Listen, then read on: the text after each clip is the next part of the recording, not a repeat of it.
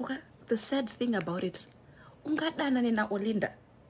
Kudana na Olinda, kudana na Stana. This is how dumb you are. Kudana na Olinda.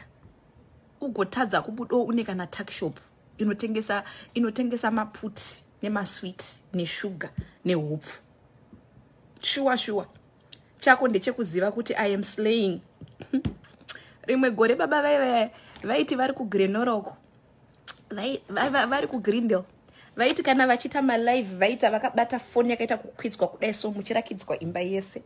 Mazuva ano malive anoitwa vakadai kuti mungoona chizo musaone background.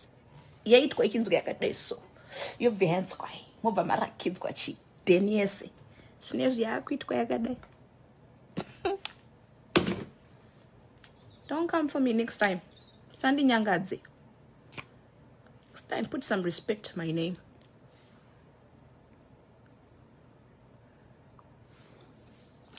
Put some respect to my name.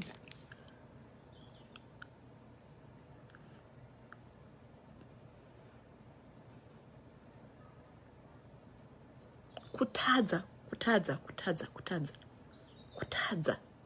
Kubudosha kukana ni tuck shop. Saka waihurireiwo right? Waita kunonzi kubuda dikita uri pamusoro pedhorofia riya. Waifirei mwana wevaridzi? Waifirei padhorofia iyo? Wakatadza kuita musoro. Shosho waifirei chimbondudzo? Waifirei mwana wevaridzi? Uri pamusoro pedhorofia. Uchigomera uri pamusoro pedhorofia. Waifirei chawakabuda nacho chii? Vapfana vechidiki vane tuntu wedu. Makabuda nei from that entanglement. I'm a little bit confused, you know. Like, completely confused.